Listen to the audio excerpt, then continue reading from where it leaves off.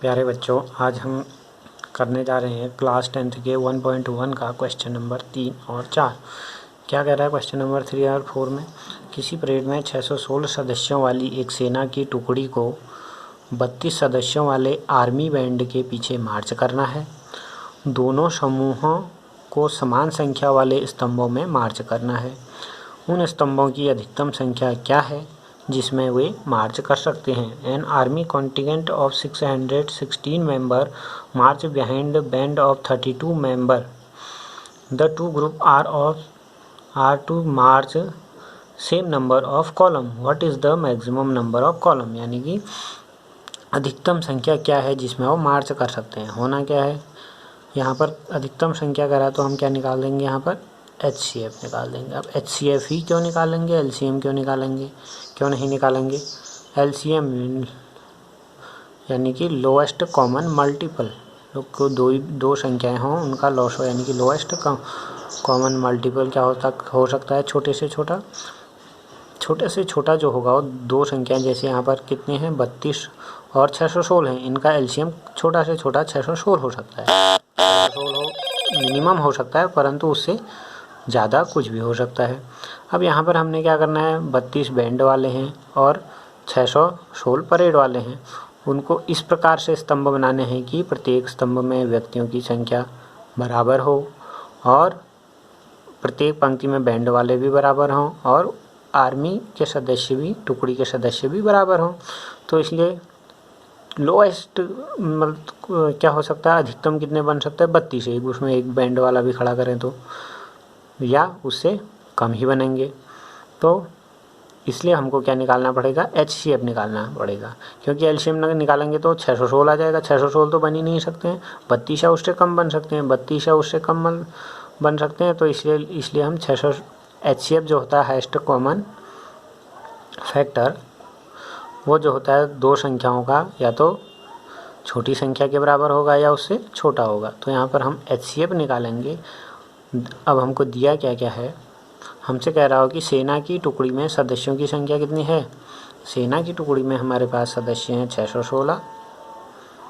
616 और army band में सदस्यों की संख्या है हमारे पास 32 सदस्य हैं आर्मी बैंड में।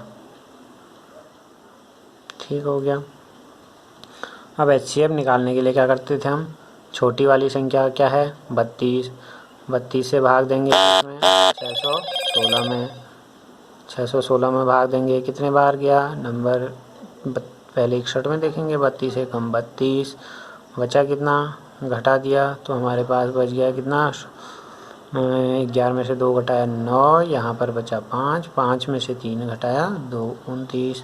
अगला अंक 6 उतारेंगे तो 32 अब अभी भी क्या है, 32 से बड़ा आया है हमारे पास, तो और भाग जा सकता है, ये जाएगा लगभग 9 बार। देखते हैं कितना आ रहा है, 9 दूना 18 की 8 हासिल रहा 1, 9 3 27 और 1 28, 288 घटाया 16 में से 8 घटाया 8, क्योंकि 6 में से नहीं घटेगा, 1 कैरी करा 16। अब यहाँ 8 बचा तो 0, यानी कि 8 से 16 बचा। तो हमारा 616 व 32 में यूक्लिड विभाजन प्रमेय से क्या हो जाएगा हमारे पास, क्या होता था, भाज्य बराबर भाजक गुणा भागफल धन शेषफल, यानी कि 616 बराबर कितना हो जाएगा, 616 बराबर 32 गुणा 19 धन शेषफल कितना है 8। शेषफल अभी भी हमारे पास 0 नहीं आया, तो अब भाग किससे देंगे, 8 से भाग देंगे, किसमें, 32 में भाग देंगे, कितने बार जाएगा, 32 में भाग दिया, 8 चक्को 32, शेषफल आ गया यहाँ पर 0। तो R नॉट इक्वल टू 0, यानी कि शेषफल 0 नहीं आया है। तो हम आगे और लगाएंगे यूक्लिड विभाजन प्रमेय, किस में लगाएंगे, अब 32 व 8 में यूक्लिड विभाजन प्रमेय से तो क्या हो जाएगा हमारे पास, 32 बराबर 8 गुणा 4 धन 0, शेषफल 0 आ गया, तो हमारा HCF कितना हो गया, 8 हो गया। ठीक हो गया। HCF 8 हो गया तो हमारे पास अधिकतम स्तंभों की संख्या कितनी आ गई? 8 आ गई। तो अंत में लिख देंगे अधिकतम स्तंभों की संख्या बराबर 8। अगला प्रश्न देखें हम। अगले प्रश्न में हमारे पास क्या है? यूक्लिड विभाजन प्रमेय का प्रयोग करके दर्शाइए कि धनात्मक पूर्णांक का वर्ग किसी पूर्णांक m के लिए 3m या 3m+1 रूप का होता है। तो इसको हल करने के लिए हमने पहले भी सवाल में बताया था, क्या मानते हैं? माना a धनात्मक पूर्णांक है, माना a एक धनात्मक पूर्णांक है, ये हमने एक धनात्मक पूर्णांक मान लिया। b क्या मानेंगे? जो हमको प्रश्न को देख के उस हिसाब से मानेंगे। 3m+1 रूप का लाना है तो क्या मानेंगे? b बराबर 3 मानेंगे।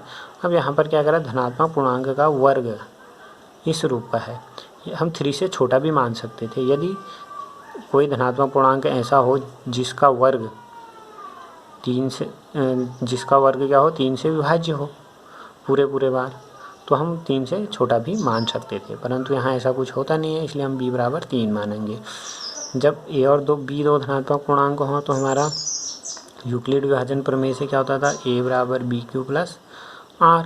b बराबर तो 3 है तो a बराबर हो जाएगा हमारे पास 3q प्लस r। r क्या होता है? शेषफल। किसी भी संख्या में जब हम 3 से भाग देंगे तो शेषफल हमेशा क्या आएगा? 3 से छोटा। r का मान हमेशा b से छोटा होता है और 0 के बराबर या उससे बड़ा हो सकता है। जैसे माना हम 3 से भाग दे रहे हैं 15 में, तो 3 पंचे 15, शेषफल कितना आएगा? 0। यदि 0 आएगा। यदि हम 3 से भाग दें जैसे 16 में, 3 पंचे 15, शेषफल कितना आएगा? 1। ऐसे ही 3 से यदि हम भाग दे दें 17 में, 3 पंचे 15, शेषफल कितना आएगा? 2। फिर हम 3 से भाग दे दें 18 में, 3 छक 18, फिर शेषफल कितना आ गया? 0। यानी कि 3 से जब हम कभी भी किसी भी संख्या में भाग दें तो शेषफल क्या क्या आ सकता है? यानी कि शेषफल आ सकता है 0, 1 और 2।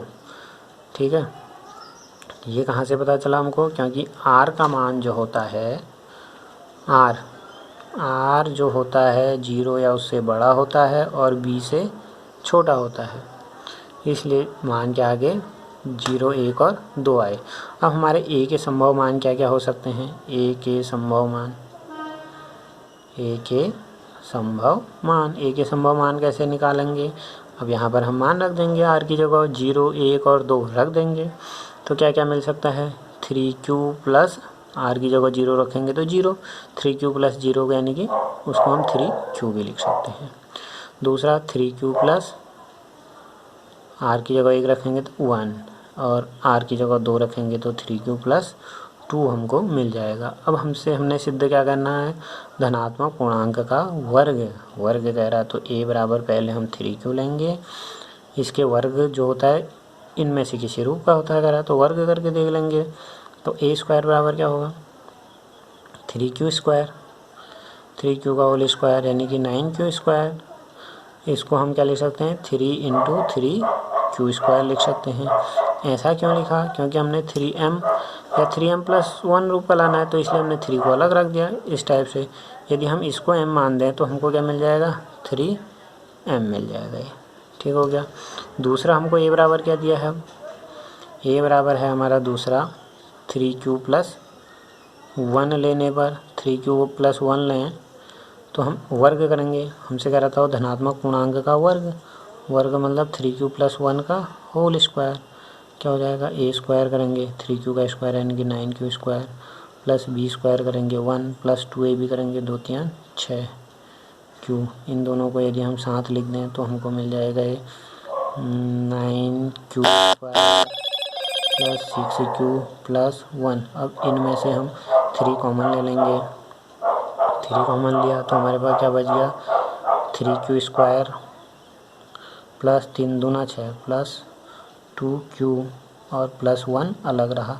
3 ही कॉमन क्यों लिया, q क्यों नहीं लिया? क्योंकि हमको 3 चाहिए और बाकी जो ब्रैकेट में चलेगा है उसको हम m मान देंगे, तो हमारा 3m+1 रूप आ जाएगा। इसको हमने m माना तो हमको आ गया 3m+1 आ गया। अब तीसरे वाले को लेते हैं। तीसरा हमारे पास है a बराबर दिया है हमको 3q प्लस 2 आ रखा है।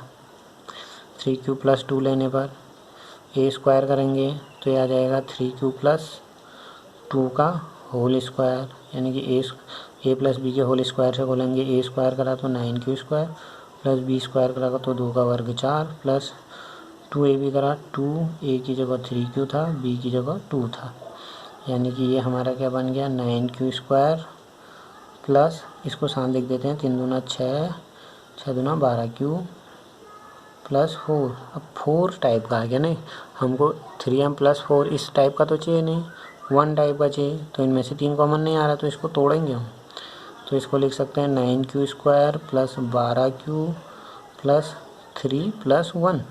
4 को हमने 3 प्लस 1 लिख दिया। अब इसमें से कॉमन आ सकता है 3 हमने कॉमन ले लिया, 3 4 9, 3q स्क्वायर प्लस 3 चक्को 12, 4q बचा। अब ये 3 पूरा कॉमन लिया है तो यहाँ पर 1 बचेगा, और ये बाहर वाला जो 1 है इसको अलग से 1 लिया। यदि हम इस ब्रैकेट को m मान दें तो क्या रूप बन गए 3m प्लस 1 रूप आ गया, यानी कि a के जो संभव मान थे उनका हमने वर्ग करा तो क्या आ रहा था, या तो 3m आ रहा था या तो 3m प्लस 1 रूप आ रहा था। तो अंत में हम लिख देंगे अतः पूर्णांक m के लिए, अतः पूर्णांक m के लिए धनात्मक पूर्णांक का वर्ग, धनात्मक पूर्णांक का वर्ग क्या होता है 3m या 3m प्लस 1 रूप का होता है। एक बार और देख लेते हैं फटाफट। हमने सिद्ध करना था धनात्मक पूर्णांक का वर्ग m या 3m प्लस 1 रूप का होता है, तो हमने एक धनात्मक पूर्णांक a माना और b बराबर क्या माना, जो सवाल में दिया है उस हिसाब से 3 माना हमने। छोटा b मान सकते थे परंतु यहाँ पर ऐसी कंडीशन नहीं बन रही है, वो मैंने बता दिया था। यदि किसी पूर्णांक धनात्मक पूर्णांक का वर्ग 3 से विभाज्य होता और 3 से छोटा ऐसा कोई संख्या होती तो हम वो मान सकते थे। 1 का वर्ग करेंगे 1 होगा, 2 का 4, 4 3 से कट नहीं रहा पूरे बार, इसलिए हमने 3 ही माना। जब हमारा b 3 है तो r हमेशा क्या होता है 0 से बड़ा और b से छोटा, 0 से बड़ा या 0 के बराबर, तो r के संभव मान ये बनेंगे। b की जगह 3, r की जगह 0 1 2 रखते गए तो हमको a के संभव मान ये मिले। पहले हमने 3q को लिया, हमने इसका वर्ग करा क्योंकि धनात्मक पूर्णांक का वर्ग कह रहा था वो, वर्ग करा तो हमको क्या मिल गया 9q स्क्वायर, उसको हमने इस हिसाब से तोड़ा और 3q स्क्वायर को m माना तो 3m मिल गया। फिर हमने 3q प्लस 1 लिया और इसका वर्ग करा whole square, a plus b के होल स्क्वायर से खोला तो हमको ये मिला। इसमें से हम 3 कॉमन ले सकते थे, 3 कॉमन लिया और ये 1 को अलग रखा, जो ब्रैकेट में मिला उसको m माना तो ये 3m प्लस 1 रूप आ गया। फिर तीसरा हमारे पास 3q प्लस 2 था, ये हो गया।